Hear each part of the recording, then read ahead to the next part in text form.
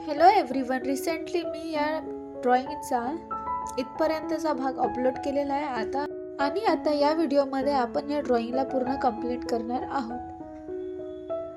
जसे की तुम्ही बघू शकता, साईडला मी चारही बाजूने येलो कलरचे बॉर्डर सारखं देऊन राहिली आहे, कारण याच्या आतमध्ये पुन्हा डार्क कलर देऊन मला काही पार्ट हायलाइट करून दाखवायचे आहेत, त्यासाठी मी हे करून राहिली आहे। दरवाजाच्या चारही टोकावर मी येलो कलरने कलर करून राहिलेला आहे। जसे की तुम्ही बघू शकता, दरवाजाच्या डिझाईनच्या साइडचा जेवढाही पोर्शन आहे, मी त्याला डिझाईनच्या मागचा बॅकग्राऊंडचा जो कलर आहे त्याच्यापेक्षा लाईट टोन मध्ये हे कलर करून राहिलेली आहे, जेणेकरून ही डिझाईन एकत्र मिक्स ना व्हावी यासाठी मी हे करत आहे।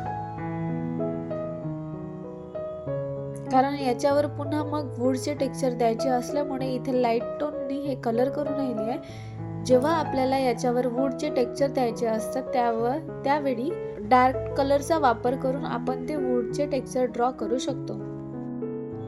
या ड्रॉइंगचा शेप रेक्टँगल असल्यामुळे तुम्हाला नीटनेटकेपणाने आणि शार्प कलर करणे फार आवश्यक आहे। ब्रशचा एक टोक जरी इकडून तिकडे लागला तरी ड्रॉइंग चुकीची दिसू शकते, म्हणून कलर करताना थोडा सावकाशपणे कलर करावे। आणि 2024 मध्ये नक्की हा आलेला प्रश्न आहे। इंटरमिडिएटच्या एक्झाम मध्ये दरवाजा हा प्रश्न आलेला होता, त्यामुळे मी हा दरवाजाची ड्रॉइंग अपलोड केलेली आहे। या आधीचे दोन्ही व्हिडिओ जर तुम्ही पाहिले नसेल तर तुम्ही नक्की त्या व्हिडिओ बघून घ्या, कारण पहिल्या व्हिडिओमध्ये मी आउटलाईन कशी ड्रॉ करायची आहे हे सांगितले आहे, आणि दुसऱ्या व्हिडिओमध्ये मी हे आतमधले डिझाईन कशी कलर करायची आणि त्या मागचा बॅकग्राऊंड कसा कलर करायचा आहे सोप्या पद्धतीने हे सुद्धा एक्सप्लेन केलेले आहे। आता तुम्ही बघू शकता, यावर मी वूडचे टेक्स्चर देऊन राहिलेली आहे। यासाठी मी डार्क ब्राऊन कलरचा वापर केलेला आहे आणि वूडवर जसे लाईन्स असतात त्या प्रकारच्या लाईनी मी इथे ड्रॉ केलेल्या आहेत। तुम्हाला जर या व्यतिरिक्त दुसरे कोणते डिझाईन ड्रॉ करायचे असतील तर तुम्ही ते सुद्धा करू शकता। आता चारही साइडच्या बाजूंना मी डिझाईनच्या बॅकग्राऊंडचा जो डार्क कलर आहे त्याच्यापेक्षा कमी आणि डिझाईन आणि बॅकग्राऊंडच्या साइडचा जो लाईट कलर आहे त्याच्यापेक्षा डार्क कलर घेऊन मी हा दरवाजाच्या चारही बाजू पूर्ण करणार आहे।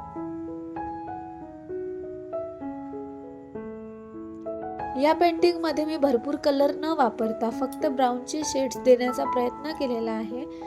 डार्क टोन साठी मी ब्राऊन मध्ये ब्लॅक ऍड केलेला आहे आणि लाईट टोन साठी ब्राऊन मध्ये व्हाईट ऍड केलेला आहे। आणि जेव्हा जिथे डिझाईन मी ड्रॉ केलेली आहे आणि पेंट केलेली आहे त्या जागी मी येलो आणि ऑरेंजचे शेड्स दिलेले आहे,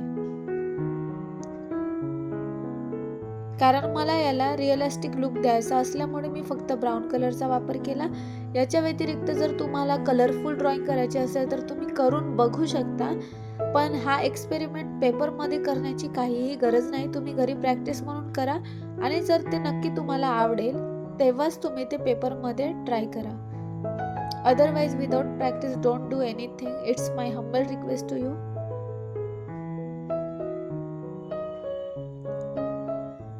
आणि जोपर्यंत तुम्ही प्रॅक्टिस करणार नाही तोपर्यंत तुम्हाला कलर हँडल करता येणार नाही, कारण पोस्टर कलर भलेही इझी असतील तरी याच्यावर सुद्धा पॅचेस येतात। पॅचेस न यावे यासाठी आपल्याला पाण्याचा प्रमाण किती घ्यायचं आहे आणि कलर किती प्रमाणात घ्यायचा आहे याची सुद्धा माहिती असणे फार आवश्यक आहे।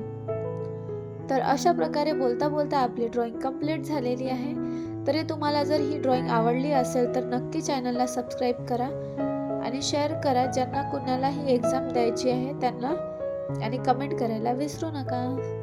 Thanks for watching, bye bye.